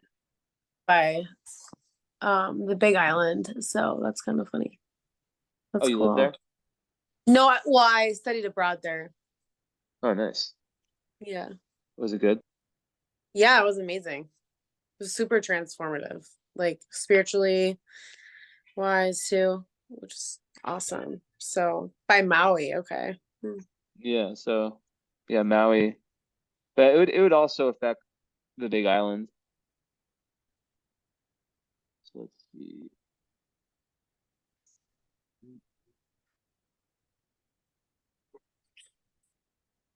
Well, my kitty's gonna come and join. What's that? Your kitty? Oh, Yeah. that kitty. My cats are all sleeping. So let's see. Like home for once, and so she Hmm. was like, "Why are you home?" But I thought it was funny in your video. You said one of your cats are on a weight loss journey, and that just made Yeah, me think my cat. She definitely needs to be on one. yeah. Esme is up here. There she is. Oh my God. Cute. Esme, come help me. She's the astrologer cat. Yeah, she's a food addict. Cats crazy. So yeah, just if you want, like, if like just like any place that comes to your mind, just like tell me anywhere that you would like potentially want to live, and I can like I can do like a deep dive on that place. Like there's some other lines that um they're kind of they're different. They're not as powerful, but yeah, if there's just like any places, just tell me them, and I can zoom in on those places, like for relocation or just anything you're serious. Like Well, yeah, we kind of already like going over it. I mean, I really was thinking about like Central America, South America. India was really like interesting to find out. I mean, the main cities in America was like Chicago, New Orleans, Austin, Texas. Like that's definitely something that's already been like forefront for me. So that just Also, kind of makes Dallas and Austin, and I don't know if you're into Texas, but Dallas, Austin, those are really, really good also because they're by the Jupiter midheaven line. okay. Texas overall is super good. Oh, Um, okay. like yeah, it's like every part of the state is hit by a line. And Cool. yeah. But then again, like where you are now is not bad. Like because you have these planets natally close to your midheaven, it does make where you were born positive in that respect.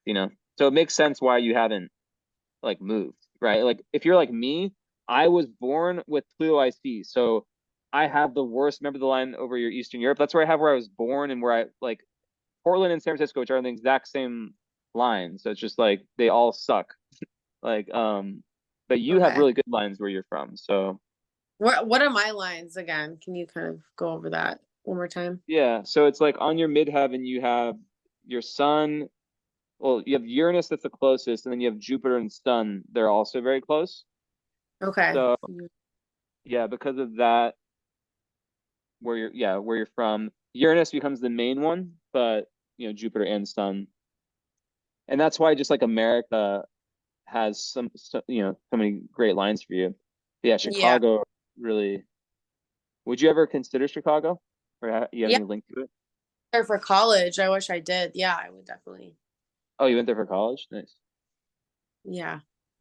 Yeah, so I mean that was it a good experience? Because like that line is like unbelievable. Like most people I talk to, I'm like, oh, you have it over the ocean, or oh, you have it over this place that you're never gonna go, but you have it actually over a place that you went to college. Wow, interesting. Yeah. Mhm. Right.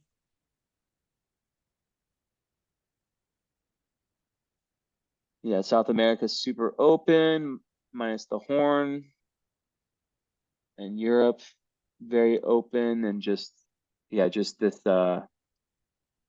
this moon line, which isn't bad. Um, but yeah, very open Europe for you.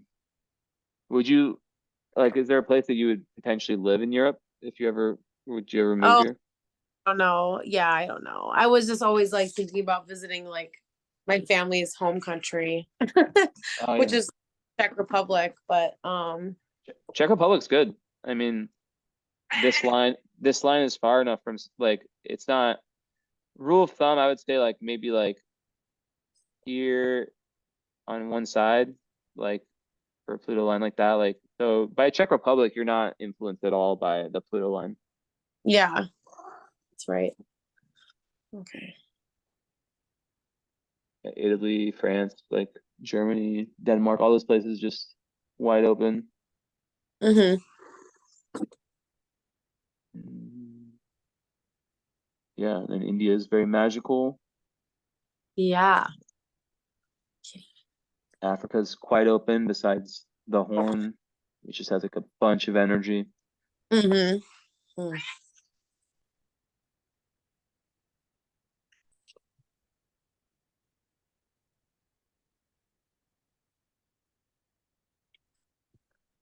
And yeah, India is special for you for sure.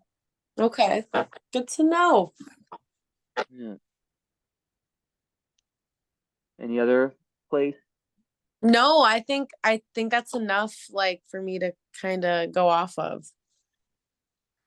All right, cool. Well, yeah, I'll send you the video. I'll upload the video as like a private YouTube video that only you can see, and I'll send you the link also. So Great. you Thank you can, so much.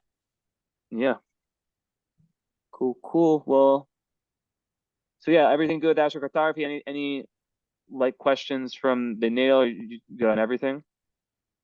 I think I am. I mean, yeah, maybe I'll watch this recording back to see if I have any other things, but I think we went pretty in depth. I mean, I think I got some answers I was looking for, so that's good. Yeah, it's Definitely made me like confirm some things about myself that maybe I didn't want to admit, or like that I want to like shine more, like definitely felt like an alien my whole life. So it was just funny what they kept saying that like during my reading, because I'm like, okay, good. I'm not like fucking crazy.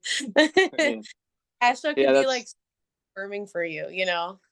yeah, definitely. Yeah, like an Aquarius Scorpio, you're just going to be very unique, And I think a lot of people sometimes that can be like one of the best things about astrology, yeah, is to just know like I'm not crazy. Like I just have, in your case, these two very different energies within me, and Yeah, the Pluto is going to make you really like you're not here to mess around in life. Like you're here to yeah, to transform, and people who are here to transform, they have to go through some fucked up shit sometimes, or they have to go through some real big trials and tribulations. And then you add Uranus, just Uranus and Pluto, like are very advanced planets, right? So it's like just having those two, it's like that and then it's so interesting too how you're an Aquarius, which is ruled by Uranus, Scorpio moon, which is ruled by Pluto. So it's like not only is that shown all over your chart, right? yeah, Like even if you weren't an Aquarius, I would still like let's say like your sun was in Capricorn or something like if you but you still had all this energy in yeah, Aquarius, I would still like mention it how I am. So it's just yeah, so cool how it's like summed up very simply by you being an Aquarius sun, Scorpio moon. But yeah, yeah, like the depth and then that changeability, that need to explore life and to really just find yourself and be very unique and not allow anyone to tell you how to do things because no one fucking knows. yeah, So for sure. Right. This is yeah, one of the things on. But thank you so much. This was super in depth. I'm definitely like recommending you to people, my yeah, friends, and like appreciate talk it. reading to my friends, and they're like, yeah. So it was super in depth, super informative. So thank you for taking the time to do my chart. Yeah, thank Appreciate you. And from a Scorpio, here's my Scorpio boy. He's very it. nice. So cute. He's a big boy. All right, cool. Well, yeah. We'll talk to you later then, and thank you very much. I'll send you Yeah. this when it's all done. Awesome. Thank you. All right. All Have a right, good one. thanks. Bye bye. Ciao.